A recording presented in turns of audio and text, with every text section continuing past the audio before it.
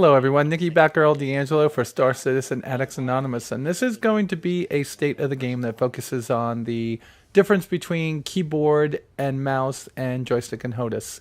I know there's a third one of those control methods out there, even a fourth one if you include two joysticks, but I just want to talk about these two because there seems to be a lot of statements from both ends, including me, saying the other one's overpowered.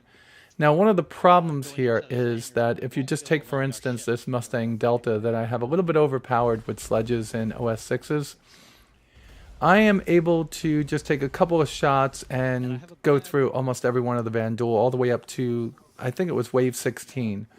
But we're not here for this match. We're here to talk about that mouse and keyboard versus joystick and HOTAS.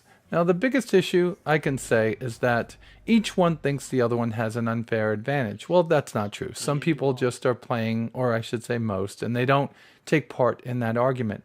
But I did. I mentioned it the last time. And because I did, I wanted to do this test because I wanted to set my mind straight as to which one was better. In my head, I had it that if I could play with mouse and keyboard, which you're going to see me do in a little bit, that I can prove that they had it better. Oh God, was I wrong. But I was not wrong for the wrong reason. I was not wrong for the right reason. I actually learned something out of it. I learned something very important. And to be honest with you, the most important thing I learned was that no matter which keyboard, mouse, joystick, HOTAS, gamepad, two joysticks, no matter which control method you choose, you have to learn it. You have to be good at it. And you have to learn how to fly. This isn't your typical arcade-style game. There's tactics and strategies involved. There's learning your weapon systems and weapon loadouts. There's a lot more to it. But what I set out to do was to prove my point. And I didn't. What I wound up doing was to learn something new. And I hope that some of you learned something from this particular video.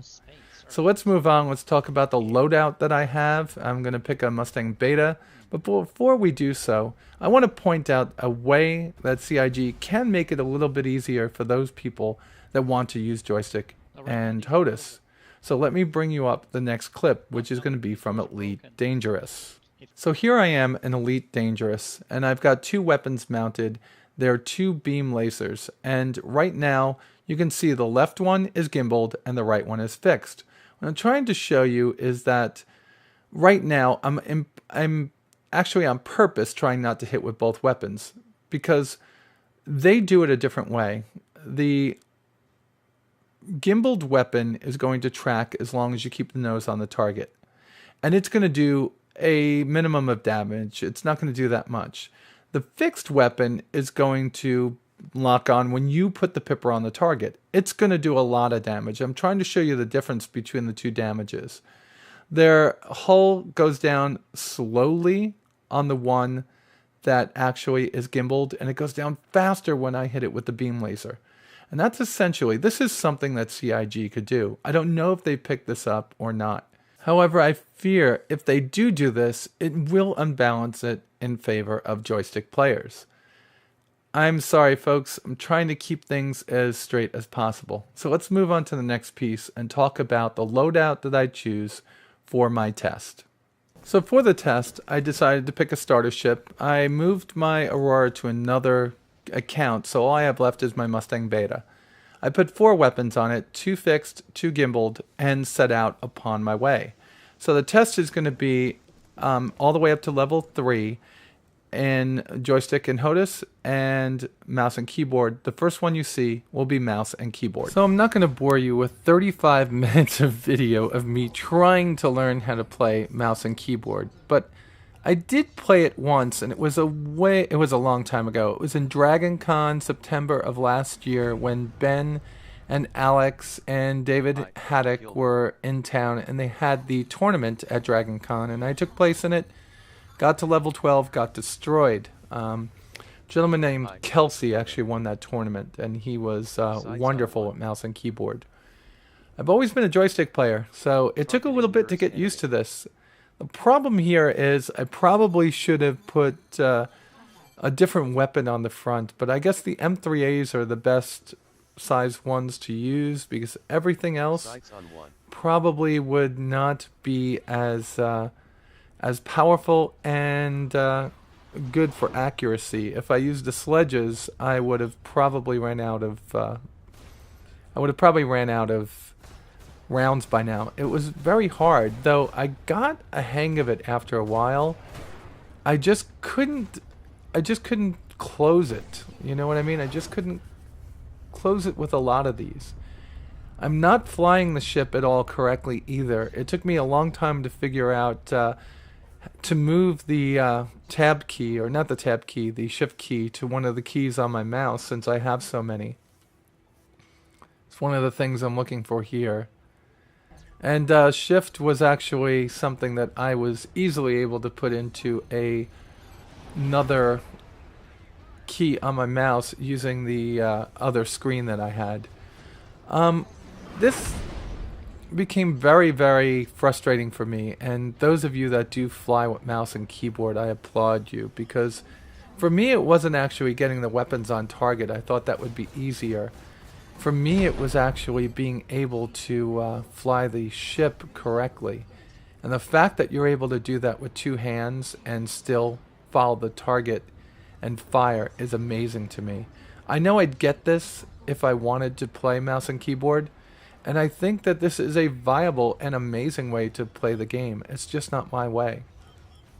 So I battled through this for quite a long time, and this will go on for 12 minutes, so I am going to stop here and I'm going to move on to the end just so you can see this round finish.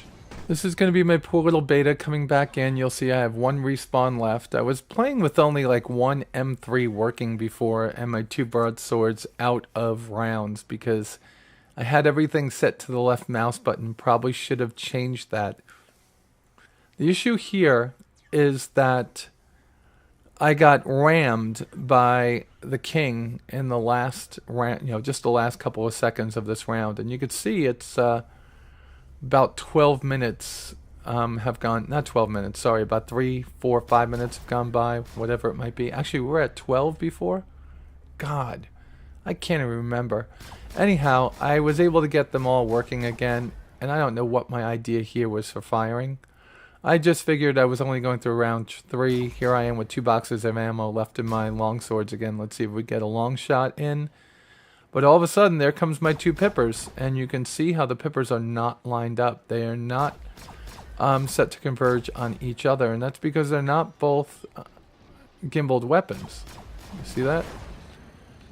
So we're flying around trying to get the king, and we do get him at some point because he gets lined up, and we are able to start taking little pot shots at him. Like I said, it took me a while to get used to this, and had I been playing mouse and keyboard for as long as I've been playing joystick, I'm sure my mind would have picked up the different actions. But what I can tell you is that it's not as easy as us joystick players say it is for the mouse and keyboard people. Not only do they have to fly, but then they have to get the pipper on the target. Now there are certain modes to help them that will keep you flying in a direction. I don't know if it's called gimbal lock or what that mode is actually called. So you can fly in a direction, say you're on the tail of one of the spacecraft, and you can move the mouse over the target and fire. And the little king, like I said, he gave me the most trouble out of anything. And after I get the little king, it just goes and I take out everybody else. And I'm sure I lose another ship in this particular one of the matches because I think I finished this match with a brand new ship. And I think it was because I crashed into none other than a rock. Let's see if I could just get the king. And I think this is just something where I keep going at the king and he keeps on coming back at me, and that's the end of it. Alright, here it is, the death of the little king. And I just get him lined up and put one right through his rear end. From here on out, it just got a little hairy at times, and I was able to complete this round. And let's go to the end of the round to show you the final kill. My whole goal at this point was to try to finish round 3 before 30 minutes went on. So we've got 2 guys left, and I'm going to show you the final one in just a second. This one goes quick. I just get them lined up, put one in the rear end, right over here I believe it is, and this one will be over. I'm starting to learn how to lead the target and start firing beforehand. I'm starting to see him, which direction he's flying, moving the pipper in that direction. So I'm getting the idea of mouse and keyboard, and I see why some people could think it's overpowered. But in actuality, it has its own advantages and disadvantages that I'm finding very quickly. Here we are inside of the second match that I have done inside of Vandal Swarm. And what I'm doing is just setting up my weapons, so I have the M3A set to a different fire button. The Mustangs automatically set all weapons to the trigger because it leaves a secondary trigger for your, I guess they're called dumbfire missiles, on the limited ship edition of the Delta. So what I find here is that I get much more precise maneuvers, especially since I've set all my curves up and I've got my dead zone set, and I'm using ESP. So I've got every single thing turned on to make it easier for me to be more precise. The second thing that I have here is that because the convergence of the two weapons is set to be almost the same, I can get more weapons on the target at once, which gives me an advantage. A slight advantage, right? So I can actually go through and I can kill these guys. I think the main issue I'm having with my computer now is I'm only getting about 20 to 25 frames per second out of my 760 GTX 760 with 4 gigs, and I don't know what that is. 20 to 25 frames a second. Here we go, trying to get a little bit closer, and we get the first guy. So joystick to me was a lot easier for my mind to grasp how to fly, and I think that's because I've been flying aircraft since 1995. I got my license. First aircraft I flew was when I was 16. That was oh god, when did I turn 16? 1981 was the first flight I took, and my solo flight was in 1983, I believe. Yeah, I started at 16 and took a really long time to get my license because I just dabbled in it. But I understand joystick and HOTAS. I understand yoke and throttle. I understand those type of things. Mouse and keyboard to me was just something I just never considered for a game like this, even though I've flown in War Thunder considerably, and in War Thunder I stink. And I think it's because of my mind not flying with that type of a control. So because people have different likes, needs, wants, desires in a controller, it's tough for somebody, for a company like CIG to actually make a system that works perfectly well for both. So when I go back to that original video I showed from Elite Dangerous earlier in this video, you actually got to see how they can make this work. Now, we were at 25, 26, 27 minutes when we finished the last time. I don't want to go through every kill here, but we do go considerably faster because I am used to this. So the first thing I'm going to show you here is the last kill of round, that's wave 2. And now I get myself set up to where I'm pointing at this and I wouldn't be able to turn around, and I'm able to quickly thread the needle. I think for me that was easier with a joystick and HOTAS than it would be for a mouse and keyboard, but I'm sure you mouse and keyboard players would have been able to pull off the same type of reactionary, oh my god, I don't know what's going on, let me go fly through this area. So there's my beta, trying to check and see since damage models aren't correctly modeled on the inside display right now, and I've got one M3A out, I got both of my long swords. Alright, and that's not going to last for long, let me tell you. This is not going to be the round that makes me look like a great pilot. I could show you that another time. In fact, at the very beginning of this video, I was flying my Mustang Delta in Cooperative Vandal Swarm, and everybody I was playing with died in the first 2 rounds, and I got to, I believe it was round 16 by myself. Oh god, that was hard. Taking out the Reaper was just incredibly difficult with all those alphas firing on me in that tiny little craft. Alright, so here we are again with the Little King, and this is something that we're going to start fighting with again. Only this time we are not dealing with a little king that was flying around erratically like the last one. The last time the little king, I don't know, he seemed to have some kind of hyped up AI. He was doing these passes at me that were just incredibly difficult to figure out. And in these tiny little ships with very little firepower, it's difficult to actually get your pipper on the target, because not only are you trying to get the pipper on the target, but you're trying to not hit a beam, not hit a rock, not hit a ship. There's a lot going on inside of this match as you're playing. Now, Little King, like I said, is the first thing that I always go for in round 3. And obviously we should be talking about round 18, since many of us are getting there with co-op and alone now. But this is definitely something that someone brand new is going to have to deal with in a ship this underpowered, and this, well, let's just say this underpowered. So here we are, we're getting that souped up AI that we get from the Little King sometimes. And I am a much more precise, much more controlled fire, weapons fire. Alright.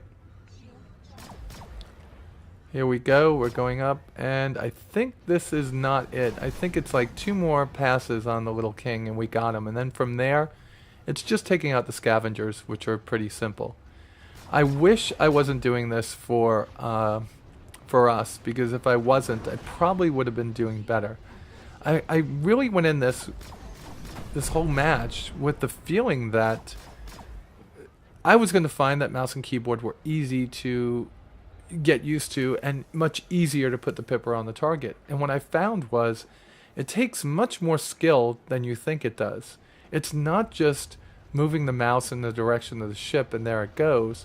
It's actually making the mouse your joystick and flying. And the whole thought process in your head behind how to fly the ship, how to stay out of the way of a rock or another ship, and still be able to move the pipper on top of the target, tends to have to be something you have to do over and over again to be able to... Ooh, you see that?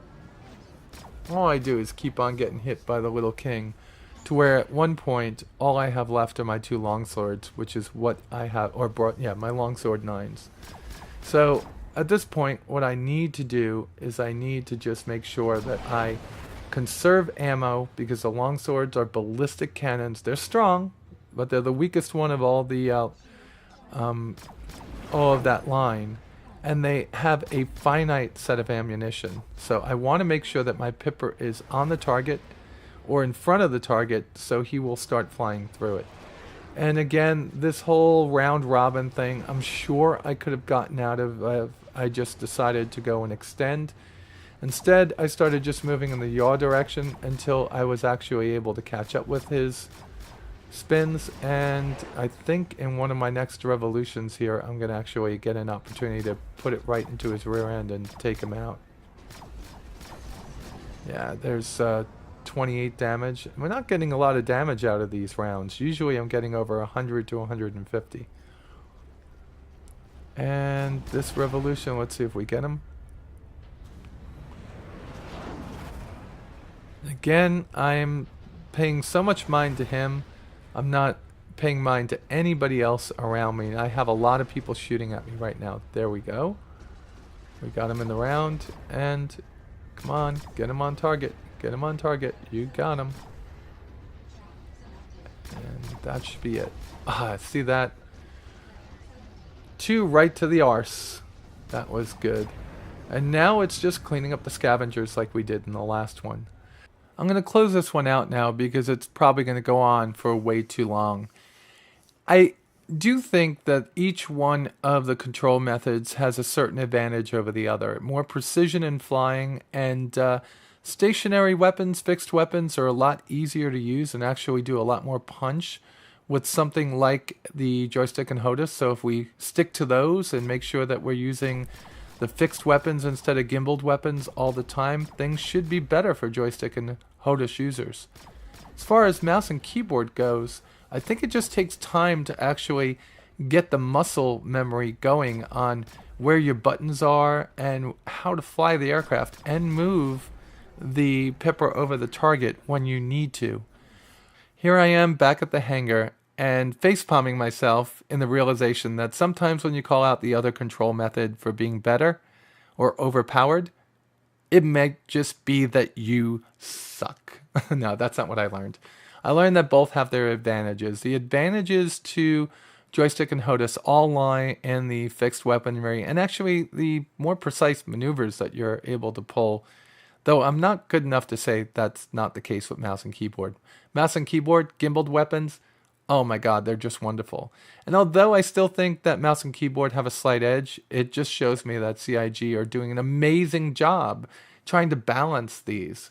And although I wasn't equally good at mouse and keyboard as I was at joystick and HOTAS, and it didn't give us an accurate depiction of what it would be like, it did teach me that, you know what, give it time. CIG will work it out. With that said, you all be safe out there, and I'll talk to you soon.